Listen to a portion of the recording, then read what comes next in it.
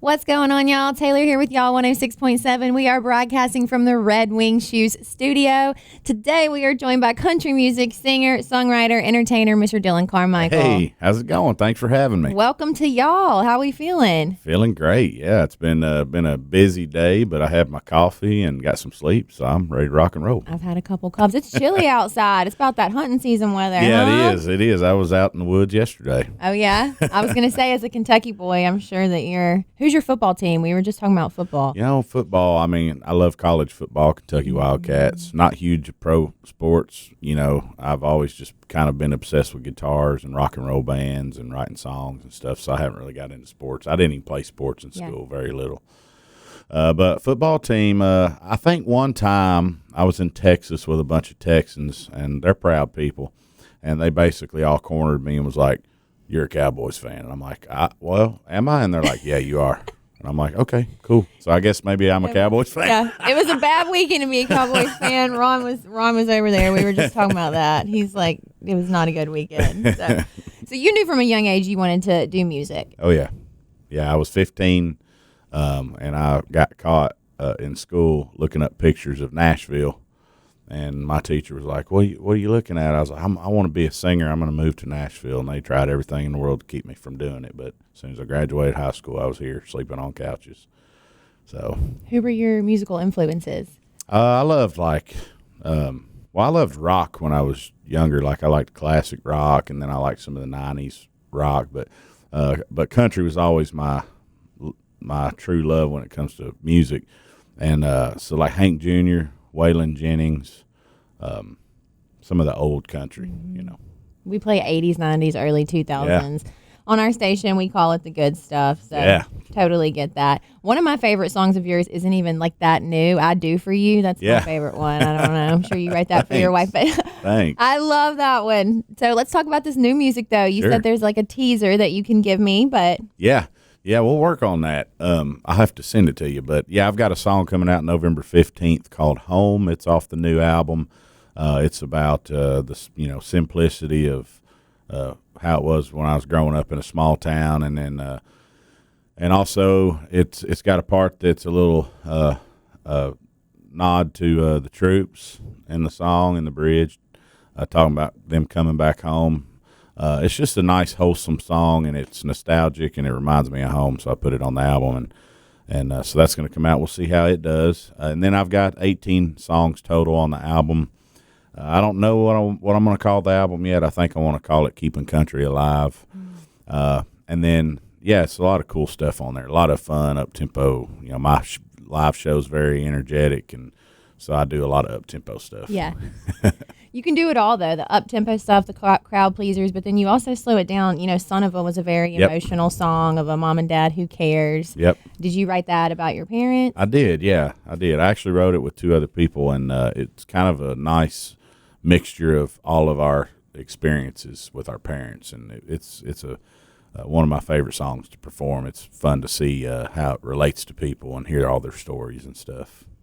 I want to go back to Kentucky because you said that's where you're from, and that's where your wife is from as well. Yep. Did y'all meet in Kentucky, or did your paths cross in Nashville? We did. We didn't grow up together. We grew up close, though, about 30 minutes from each other.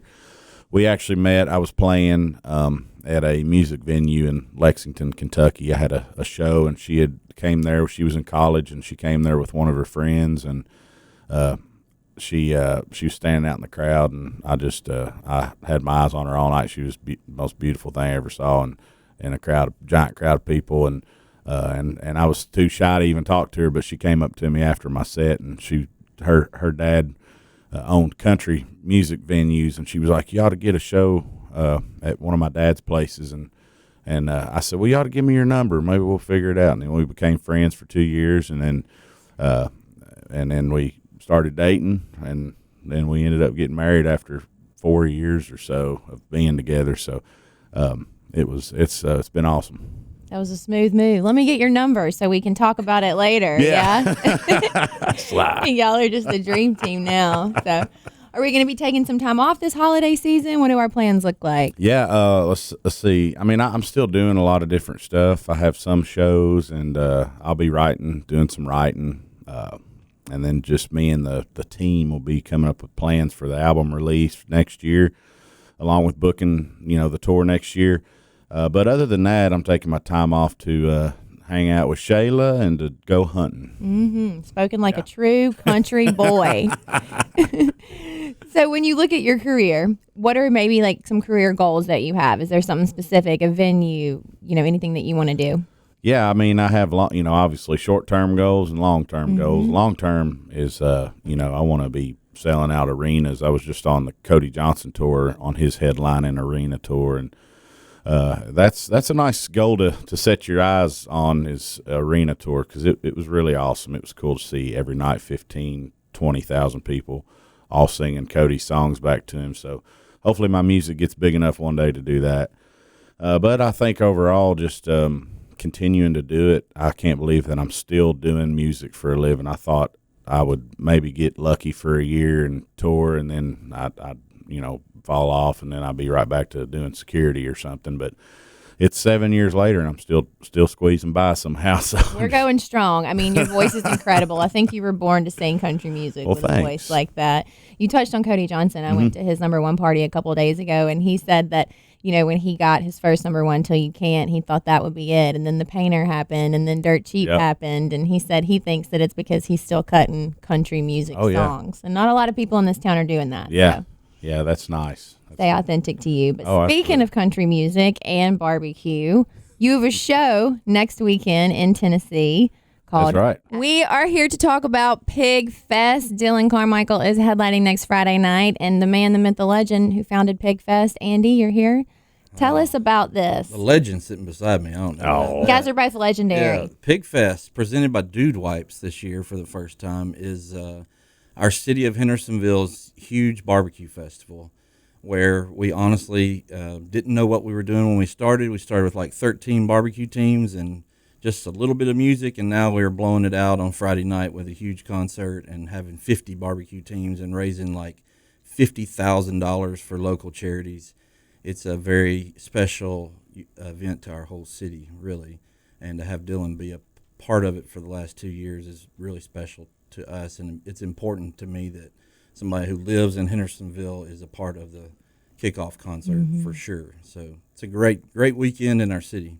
Yeah, a lot of country music. We got some pig races we were talking about. Yeah, we got live pig races. Hey. Sometimes they even do live goat races, but I'm more of a pig race person. We have a cornhole tournament. We have our city's first ever pickleball tournament that we're hosting this year. We have an event where we paint the parking places at Mary's Magical Place Playground that just makes it a palette of pretty stuff for the kids when they come to this 15,000 square foot playground that this event helps raise money for. So it's family friendly. Totally family friendly, all ages, all walks of life are welcome. It is just a great time in our city for a weekend when we see all people from all walks of life come together to raise money for charities like Live Love Nashville, Grace Place, and Christmas for Kids, which is an important fundraiser for the country music community also, with the bus show that they do and the show they have at the Ryman. So it's a really cool event, and we're happy to have y'all be a part of it. And I got my hat on. That's right. This amazing swag. Now, will this be for sale? That'll be for sale. Making everybody jealous with my cool hat now. If you get a VIP ticket, you get a hat like that, but also then you can just come buy a hat. Yeah. Or if you're real nice and walk up to us and talk to us about pigs or music, we might give you a hat too. I don't know. Well, being from Kentucky, you probably know some good barbecue, good cooking. Yeah. How's y'all's barbecue game?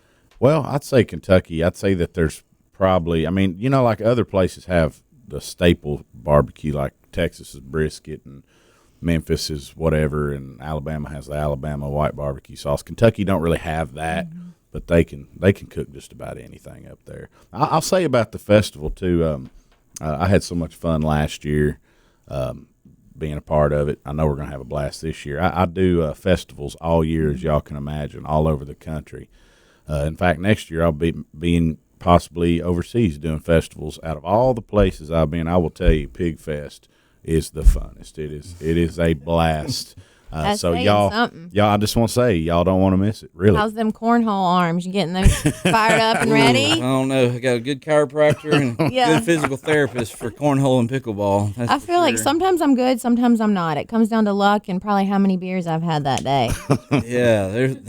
Yeah, you're probably not going to be a very good cornhole player then next weekend. Yeah, I'll at just Pig sit back Fest. and enjoy the music and That's let probably a you good guys idea. do that. Now, tickets are still available. Where can Tickets people are get available. tickets? You can go to pigfest.com and get all the tickets you want. And then Saturday, the tickets are for Friday night for the kickoff Mm-hmm. concert. Saturday is free and open to everybody and everything. You just come, show up, and walk around and sample barbecue and drink good beer and whiskey and shoot cornhole. Or is that what they say? Shoot cornhole, toss Yeah. Cornhole. Yeah, and have a good time. Amen. It what sounds like is. our listeners' perfect, ideal weekend. That's what I got to Guaranteed. say.